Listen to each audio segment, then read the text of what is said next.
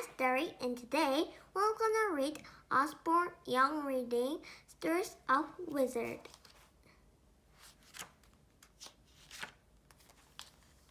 Chapter 1. Long, long ago. Long ago, lots of people believed in wizards. They thought they were good ones who helped people, and bad ones who cast evil spells. They thought there were old wizards with long white beards,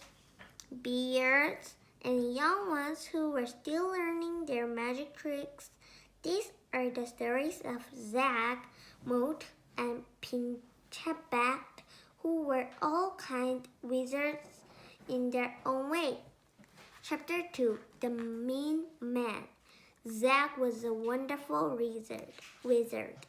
He looked after children who had nowhere else to live. The children adored him. But Zach was so busy caring for the children that he didn't do any magic. In fact, he forgot his spells until one day. Look, not even a button. We don't have any money left, he said sadly. What are you going to do? Asked Tom, one of the boys. Don't worry, said Zach. I know how we can make some money. I'll teach you some tricks. The children was excited. Did Zach mean magic tricks? But Zach didn't teach the children magic. First, he taught them how to juggle. Then, he taught them clever jumping tricks and acrobatics. Finally, the children put on a show for villagers. It was a great success. Everyone laughed and clapped and gave the children money. Bravo! Well, almost everyone. One man walked past, muttering to himself. He didn't give them any money even though he had bags of gold. Children, ha! His name was Marvin the Mister, and it suited him. He was a mister as mean as his name. Tricks indeed, stuff and nonsense. Marvin stomped off to his house before anyone could spot him. Safe inside, he shut the door with a bang. The money from the show didn't last. By Christmas Eve, it had run out completely. Outside, it snowed. Inside, the children, Tommy grumbled. No presents, no turkey. And Zach had run out of ideas. I'm sorry, children, he said. Maybe we should all go to bed. Zach was very old and tired. The children knew he'd done his best, but they didn't give up. Let's go to Zach's secret room, they whispered. Maybe we'll find a magic spell to help us. The children crept into the room. Zach hadn't used any spells for a long time. The room was covered in dust and cobwebs. Ooh, it's spooky in here. Zach, one of the older boys, found a rusty can. Laughing powder, he whispered. Do you think it works? Sprinkle on victim, tickle, and feather. There was only one way to find out. The children slipped out of the wizard house and into a snowy night. They headed for Marvin and Mr. House. Marvin was fast asleep. Jack tiptoed to his bed and sprinkled laughing powder all over him. "Do you think that's enough?" Mervyn didn't stir. He just grunted in his sleep. Then Alice put the feather from the pillow. She reached for Mervyn's toes and tickled them. Mervyn woke up at once. The children jumped back, afraid. "Ha ha!" cried Mervyn with a huge smile. He started to laugh. He laughed until the tears rolled down his cheeks. "He! Ha ha! Stop!" he begged. "I haven't felt this party for years. Tomorrow is Christmas Day. Let's have a party!" And that's what they did. Even the mayor was invited. After that, Mervyn made sure that Zack and children never went hungry again. Merry Christmas, everyone! Chapter 3. The Man with a Lump on His Nose. Egbert had a lump on his nose. It had been there for 5 days. It just wouldn't go away.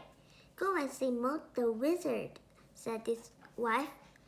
So Egbert went to find Moat. Moat looked hard at the lump from many different angles. It's big. It's very big. Moat took out his book of spells.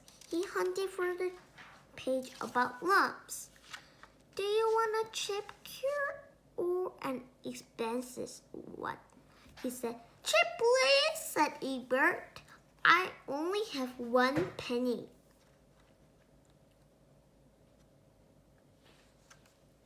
Moat took the penny. He gave Egbert a stone and told him what to do. Egbert rubbed his nose with the stone. Then he put the stone into a paper bag and buried the bag near a crossroad. Right away, Egbert's nose felt better. "Hooray!" he cried. "3 cheers for Moat!" Egbert was thrilled. He went home and sat down within a book. He just reached an exciting part when his wife stirred him. "Egbert!" he shouted. "Look what you've done!" "But I haven't done anything, dear," Egbert said in a small voice. "Come back here!" "Yes, you have!" cried his wife. "I heard the man bat buried a bag by the big tree. I thought it was treasure, so I dug it up. And now I have the lump."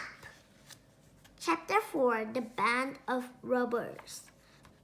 Pinchback the wizard and Pargo the goblin were walking together in the woods. They were talking about a magic spell. "The mushrooms must be picked at midnight," Pargo told Pinchback. "I spy a bag of gold." They were so busy talking they didn't see a robber creeping up behind them. Suddenly the robber jumped out. He hit Pinchback over the head and his club. "Give me your gold!" he shouted. Pinchback dropped the gold. Pargo just ran. The robber tied Pinchback to a tree. 3 hours later, Pargo came back. My head hurts," groaned Pinchback. "Oh, let's go to the castle for help." Slowly, Pinchback and Pogo climbed to the castle. They stopped in front of a huge wooden door and knocked. Inside, the king and queen were having a tea. What's that? Who could it be? Was that a knock? Who's there? Called the king. Poggle, said Poggle. With Pinchet the wizard. We were robbing the woods. Please let us in. That's terrible, said King. Come in at once. The queen made some fresh tea and wrapped Pinchet's head in bandage. The robber came here too, she said, and they're coming back tomorrow. The king added, if we don't give them 2 more bags of gold, they'll take over our castle, and we don't have any gold left. The night, Pinchback and Poggle stayed in the castle. They wished they could do something to help. My head's stomping too much, said Pinchback. I can't think of any spells. But Poggle had an idea. Early the next morning, he sneaked out of the castle.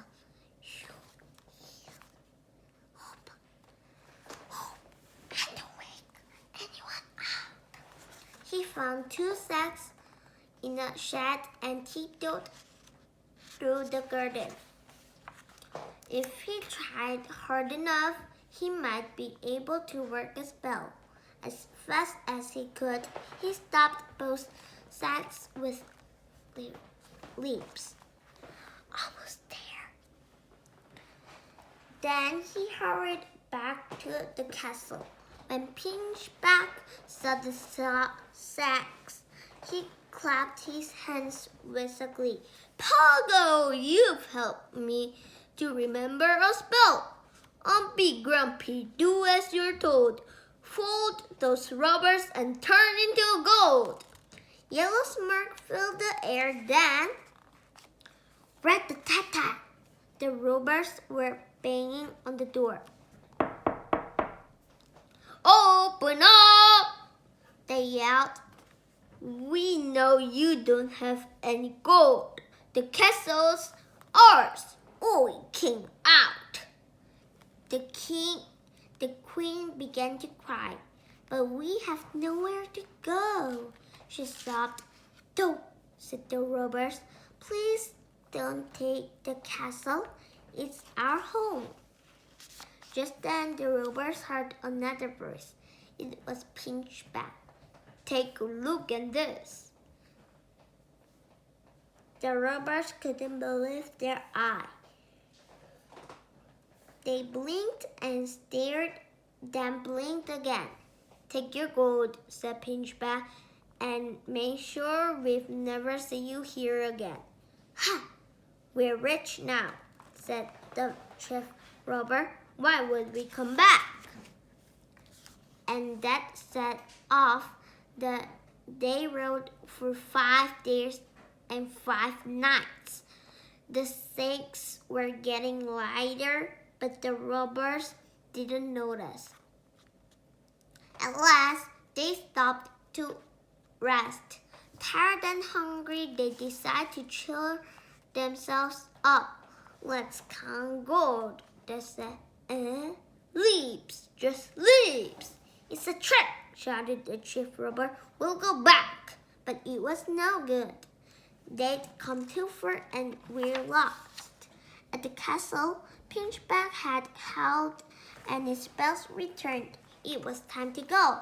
But before he left, he gave the king and queen a magic sack of gold which would never run out. Goodbye! Then he and Poggle headed back into the woods the way they had come. So, this is enough stories of wizards. If you like this book, please see another book.